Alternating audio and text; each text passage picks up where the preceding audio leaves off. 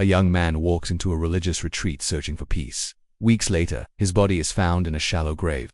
What happened inside this so-called church will haunt you forever. They called it the running grave, not because it was written in any police file, but because locals whispered the phrase like a curse. A young man named Will vanished inside a shadowy religious group known as the Universal Humanitarian Church. And what investigators uncovered was darker than anyone imagined. It began as a missing person case. Will was only 26, a bright college graduate with everything ahead of him. His family said he was searching for peace when he stumbled across the UHC, a so-called humanitarian movement operating out of Norfolk, England. But inside its secluded compound, peace was the last thing anyone found. The church promised salvation but delivered silence, control, and fear. When Will's family tried to contact him, letters returned unanswered. His phone disconnected. The only message they ever received was a short, robotic voicemail. "I'm safe. Don't try to reach me again." It wasn't his voice, not really. It was hollow, rehearsed. That's when the family turned to private investigators. At first, authorities were hesitant. Cults are tricky to handle. Legally recognized as religious groups, they often shield themselves from scrutiny. But whispers grew louder, rumors of brainwashing, forced labor, drug use, and worse. Survivors who had fled the UHC spoke of ritualistic punishments for those who disobeyed. One woman recalled being locked in a dark cellar for days without food.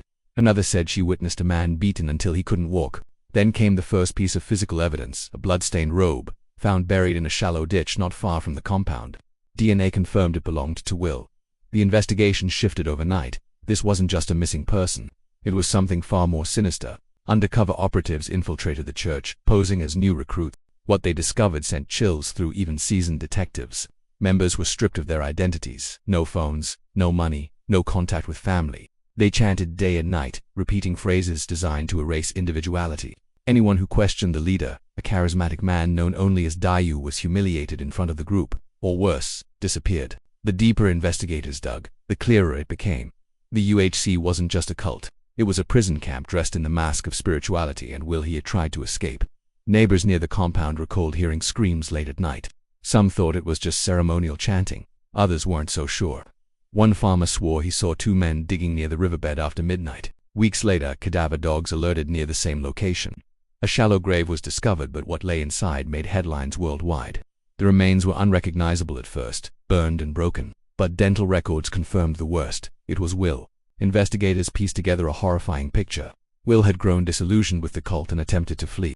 The church, terrified of exposure, silenced him permanently. The chilling part: no one inside the compound reported it. No one even admitted he was gone.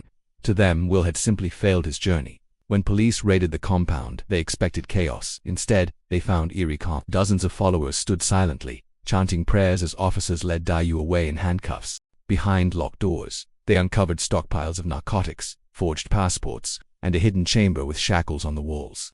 The trial that followed was one of the most disturbing cult cases in modern history. Prosecutors presented evidence of systematic abuse, financial exploitation, and murder. Survivors testified about years of psychological torture. One witness broke down describing how members were ordered to watch Will's final punishment as a warning to others. Daiyu maintained his innocence, claiming everything was consensual spiritual practice. But the jury saw through it. He was convicted of murder, fraud, and unlawful imprisonment, sentenced to life without parole. Yet even after justice, the scar remained. Families of former members still fight to pull their loved ones free from the church's grip. Survivors say the psychological wounds never heal. And some believe that even from behind bars, Daiyu still holds sway over scattered followers, whispering orders through coded letters. To this day, the site of the compound stands abandoned, overgrown with weeds. Locals avoid it, calling it cursed ground. Tourists who stumble upon it describe an eerie silence, as if the earth itself remembers the horror buried there. The cult's leader may be behind bars, but whispers say his influence still lives on. If one man could control so many lives, who's to say it can't happen again? Subscribe now. The next story might be even darker.